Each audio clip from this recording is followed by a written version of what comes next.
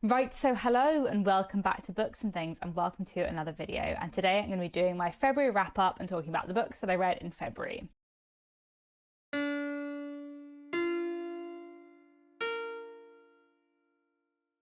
So I reckon this will not be that long a video because I didn't get as much read in February as I often do. I read 7 books in February, but some of them are very short things or things that I feel like I'm not going to have very much to say about. And in general, I feel like I didn't spend as much time reading in February as I wanted to. I've already spoken about this a bit in my March TBR, but February was just a very busy month, and it's also a very short month, and I feel like I didn't spend much time reading, but oh well. I do have a few things to talk to you about today. So one thing that I listened to on audiobook in February was Two on a Tower by Thomas Hardy. This is my second read of Two on a Tower. I'm currently reading all of Thomas Hardy's novels in publication order for a read-along hosted by Jen the Librarian. I'll leave Jen's channel link down below, and it's been so fun rereading all of Thomas Hardy's books in publication order with a bunch of people, although I do have to admit that Two on a Tower ranks very, very low down for me for Thomas Hardy. I have so many problems with Two on a Tower. Specifically, I have a massive problem with the ending. I hate the ending so much that it kind of ruins the whole book for me, even though there are some really interesting elements to the book. And I don't think it's a spoiler to say that I think the ending's terrible, because I feel like you wouldn't be able to predict what the terrible ending's going to be. So Two on a Tower tells the story of two characters, Swithin St. Cleeve and Lady Constantine. Swithin is a young man, about 21 years old, who wants to be an astronomer. He's from sort of, I guess, the lower middle classes, for want of a better term, though it's a bit more complicated than that. And early on in the book, he meets a woman called Lady Constantine, who is a married woman who is sort of 8 or so years older than him, who is from a much higher class than him, and she's been unhappily married for a long time. Her husband has been abroad for a long time. She meets Swithin and becomes interested in his astronomy, and they sort of begin to fall in love over astronomy. And there are some elements of Two on a Tower that I love. I think everything about astronomy in it is really, really fascinating, and I think the sort of complex dynamic between Swithin and Lady Constantine, with her being slightly older than him, with her being from a much higher class than him, I feel like there are a lot of really, really interesting elements in the book, and there are certain bits of Two on a Tower that I think are fantastic, but I can't forgive Thomas Hardy for the ending, and it just really annoys me. And it was interesting rereading it because I tried to go into rereading it with an open mind, but just throughout the whole rereading experience, I just kept thinking about the ending and being like, well, I know what happens at the end and I'm cross. So yeah, not my favourite Thomas Hardy. In March, we're reading The Mayor of Casterbridge, which I love a lot. So it'll be nice to get back to a Thomas Hardy that I very much respect and think is fantastic. But yes, a lot of people do really like Two on a Tower. I feel like there are many people for whom the ending does not tarnish the book. But yeah, it does for me, and it's therefore my second least favourite Thomas Hardy. The Well-Beloved is still the worst. I still haven't even decided if I'm going to reread The Well-Beloved yet when we get to the end of the read-along, but anyway. Then another Victorian book I finished reading in February was Under Two Flags by Ouida. I was reading this in January as well. I was probably about halfway through when I got to the end of January, and I finished it off in February, and I have such mixed feelings about Under Two Flags, just wildly mixed feelings. It's a really interesting Victorian novel, which tells the story of a man who is, at the beginning of the book, is living this kind of life of leisure and luxury.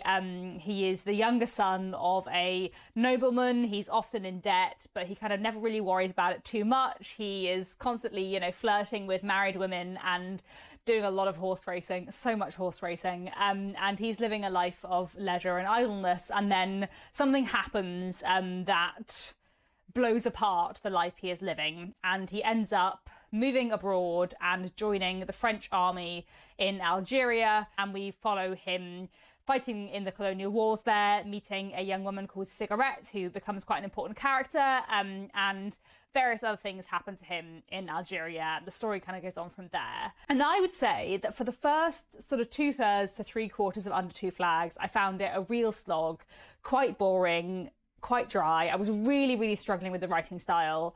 I just find Ouida's sentences like really, really long and wordy. You know, lots of people say that Dickens is wordy, but I like all of Dickens's wordiness because I find it understandable and fun. But Ouida's wordiness is just, it's very wordy. And so for the first like 3/4 of the book, I really wasn't enjoying it. And I was like, have I made a mistake reading this book? And then the last quarter, fantastic. This was a book that had like a 2-star first 3/4 for me and a 5-star final quarter. The final quarter was amazing. So pacey, so tense, with some amazing moments, some really fantastic plot points, some really like emotional character moments, some really great characterization, and suddenly I was enjoying the writing style. So I don't know what happened. I don't know if I was partly in a reading slump for the first 3/4. I don't know if it's just a really weirdly paced book. I was talking about it a bit on the Discord server for the Victorian Neglected Bestsellers project that is being hosted by Roy from Roy Reads Anything. Under Two Flags was the December book. That is how far behind I am. And I think Roy said that the way it was initially published, Under Two Flags kind of started out as a serialization that wasn't necessarily intending to be a proper novel and then was turned into a novel at the end. So that might also explain some of the odd pacing decisions in this book. Basically, I absolutely loved the final quarter and thought it was amazing. And was it worth the first 3/4? Probably, maybe. If I'd read the book a lot faster, like if I'd read the book over the course of 10 days rather than like a month, I probably would feel much more positively about it overall. But the fact is that I did not have a very good time with this book for the first 3/4. But then the final quarter was so good that I am now excited to read more by Ouida. So I don't know. Yeah, it was a strange book, but it had some really fantastic moments in it. And there were also some really sort of historically interesting elements in it. So I mentioned already the character of Cigarette, who is a really interesting character. She's a young woman who has sort of lived with the French army all her life. She travels along with the soldiers, sells them food, and lives this army life and sort of considers herself a soldier. And she's breaking a lot of Victorian gender roles and a lot of Victorian ideas about what a woman should be. And all of that stuff is really, really interesting in Cigarette. And I also found the books look at imperialism to be quite interesting. You know, it is a book from the Victorian period. There are stereotypes within it, but it is also a book that is very anti-imperialist in many ways, and in which the French imperial project in Algeria is very heavily criticised, although the soldiers themselves are very, very strongly praised, which is quite a complex contradiction, which reminds you how complicated attitudes were towards imperialism in the Victorian period. You know, I think it's very easy to think from a modern perspective, surely everyone must have either seen that it was wrong or not. But you can see in Under Two Flags how much more complicated some attitudes were towards imperialism, and I did find that element very historically interesting. So there were some things in Under Two Flags that I found historically fascinating, and as I said, that final quarter was fantastic, but it was quite a slog to get through until that point. So I would like to read more by Ouida in the future, and I feel like this is not a good place to start with Ouida's books. But I am kind of glad I read it because that final quarter was so amazing. But yeah, it was a bit of a weird reading experience. Talking of weird Victorian reading experiences, I also read in February this book. This is Tavern Singing in Early Victorian London, The Diaries of Charles Rice for 1840 and 1850, which is what it says on the tin. This is a collection of diaries, edited diaries, from a man called Charles Rice, who was a Victorian man who sung in taverns. So this is sort of like before music halls really became a thing. The sort of early music hall scene, or what became the music hall scene, was singing in taverns. And Charles Rice was a man who sung in taverns, and these are his diaries. And I picked this up last year in Hey on Why. I thought this would be a really fascinating read, and it wasn't a really fascinating read. I was kind of having an eye about whether or not to actually talk about this on BookTube. I didn't necessarily read everything like word for word in this book. I ended up skimming some bits of it and kind of looking for bits of interest. And I often read like that when I'm reading like historical books for research. But when I do that kind of reading, I don't usually talk about books on here.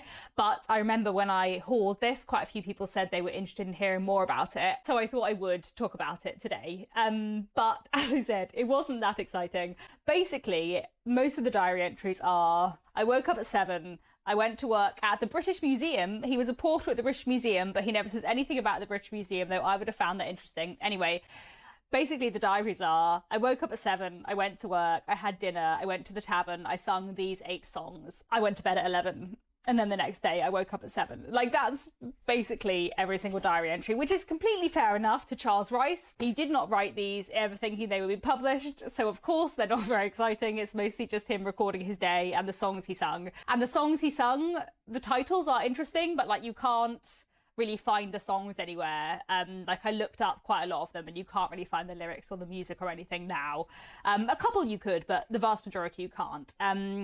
And so mostly it's just the list of song titles that don't mean anything, which, you know, doesn't make for the most exciting read. There are some bits that are really interesting.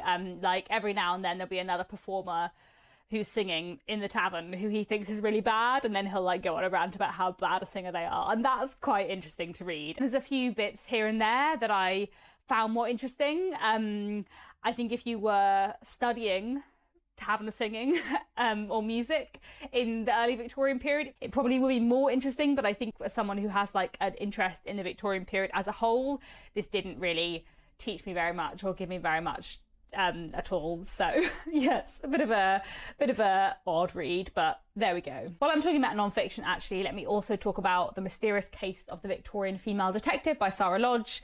This is a non-fiction history book that I read in February, and this is a really interesting book that looks at women detectives in the Victorian period, both in real life and in fiction. So the first chapter is all about women who worked for the police in various ways. Women were not like officially part of the police force until the 20th century, but a lot of women did work for the police in a casual capacity in the Victorian period. And basically, if you were the wife or daughter of a police officer, it was basically like taken as read that you would work for the police in some way. If they had women in the police station that needed searching, the policemen would not search them. The policemen's wives would search them. A lot of women were involved in the police, and this book talks really interestingly about their lives and the work that they did. And then there's some chapters about how female detective figures appear in sensation fiction and on the Victorian stage and in journalism, and how the Victorians were sort of obsessed with the idea of a female detective, but also how the female detective sort of in fiction is quite different from the female detective in real life. You know, Sarah Lodge goes on to talk about how many women who were involved in detective work, obviously some, as I said, did work for the police in some way, but some worked for private inquiry offices, and the most likely use of private inquiry offices was catching women out in adultery to help their husbands divorce them, whereas on stage and in literature the female detective was sort of a much more sort of heroic, glorious figure. So that was very interesting. I'll probably say that I found like the first chapter the most interesting part of this book, which is about women working for the police force in the Victorian period in various ways, but the rest of it was really interesting too. And I think if you're interested in Victorian literature and sort of like detective fiction within the Victorian period and sensation novels and that kind of thing, you would enjoy this. There are quite a few like big spoilers for Victorian books, so that is probably worth being aware of. There was definitely like 2 pages about a particular Victorian novel that I would quite like to read and haven't read yet, that I just had to like flick through because I didn't want to know the solution to the mystery, but I read the rest, and this was a really interesting read. Before I move on to the 2 modern novels I read in February, I'll also quickly talk about this. This is 1,000 Mornings by Mary Oliver. This is a poetry collection I read this month and just loved so much. I really, really like Mary Oliver. I've read some of her poetry before, but I loved this even more. I thought this was so beautiful and powerful and rich. And I just think Mary Oliver was so talented. And I'm not like hugely one for nature poetry in general, but there's something about the way Mary Oliver writes about nature and the landscape and her interactions with it that I just really, really love and think is supremely beautiful. I go down to the shore. I go down to the shore in the morning, and depending on the hour, the waves are rolling in or moving out, and I say, oh, I am miserable. What should I do? And the sea says in its lovely voice, excuse me, I have work to do. And then, as I said, I read 2 21st century novels in February, both of which I really loved. One was The Warm Hands of Ghosts by Catherine Arden. This is a wonderful novel that is set during the First World War, and it is a Gothic novel in many ways. It's really, really atmospheric, and I thought the atmosphere was done so well. And it's a story of a young woman called Laura, who has been working as a nurse in Belgium, but she has now gone home to Canada, having been injured, and she receives a parcel in the post of her brother's clothes. Her brother is a soldier who's been away fighting in Belgium, and when she receives his clothes, she thinks, well, he must be dead, but things aren't quite right.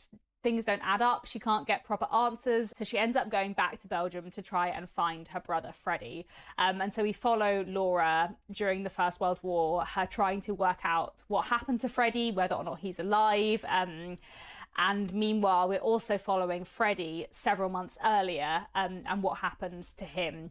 And I just really loved this book. I really, really loved the writing style. I've never read anything by Catherine Arden before, and I think her writing style is just really the kind that suits me. It's very readable, sort of quite pulled back, but also quite emotional. And not overdone, and I just really, really liked it. I was very, very emotionally invested in this book, I think especially in Freddie's story. Laura I also liked and was also invested in, but mostly I was really invested in Freddie. I just loved his storyline, and I thought it was done so well, and the twists and turns of this plot I think are done fantastically. I went into this book like not really knowing that much about it. Like, I know the title is The Warm Hands of Ghosts, but I wasn't sure if the ghosts would be literal or metaphorical, whether this would be a book about grief or a book about literal haunting or what. And I kind of really liked going into the book not knowing that, so I will not tell you whether it is literal or metaphorical. And I just really, really enjoyed the reading experience of this book. I was about to say it was a joy to read, but I don't think that is quite right, because it is quite a harrowing book in some places, and I think Catherine Arden writes very, very powerfully about the horrors of the First World War. But also I was just so emotionally invested in this book, and I was enjoying the writing style so much that I just, really, really loved reading it. Could I have done with fewer pages at the end? Maybe. But, overall, very wonderful book. I am keen to read more by Catherine Arden in the future. And then I also read Nothing Left Behind by Hannah Brennan. This is the second book in a crime series, the DCI Liz Field series. The first one is No Safe Place, which I would also highly, highly recommend. And I loved Nothing Left Behind a lot. So the book begins with a house fire, and it becomes clear very early on in the book that this fire was set on purpose, that it was arson, that whoever committed this act of arson must have known there was someone inside the house, and that the woman who has died in the house fire has been murdered. And so the rest of the book follows the investigation into what happened, but we're also following the next door neighbours of the woman who died, who have now been left without a home, and also the police officer who was on response, who first came to the scene and who went into the burning building to try and save this woman. And it quickly becomes clear that maybe not everyone is telling the truth, and it's just really, really powerful and really, really well done. I know Hannah in real life, and I just really love her writing. She has a very fast-paced, impactful style that I love, and I think she writes the kind of crime thrillers that I love most, where it is simultaneously a fast-paced murder mystery, hunt for a killer, but it's also a novel about male friendship and mental health, and the impact that financial struggles can put on a relationship, and the connections between people, and being a parent. And it's just great. I just loved it a lot. Wonderful, wonderful novel. Would highly recommend. So there we go. That's what I read in February. That is all for now. Do let me know down in the comments if you've read any of these books, what you thought of them, if you read anything in February that you really loved. And also, because I feel like I said this ages ago and then I keep forgetting to say, if you are here and have nothing to say but would like to tell me that you'll watch this video, then you can leave me a teapot or a book emoji in the comments. I really like it when people say this in videos, because I watch a lot of booktube and I feel like I never have anything interesting to comment. So now that people say leave me an emoji, I do actually leave the emojis, even though I almost never leave a comment with actually anything proper to say. But there we go. Anyway, that's all for now. Thanks very much for watching, and I'll be back very soon with another bookish video.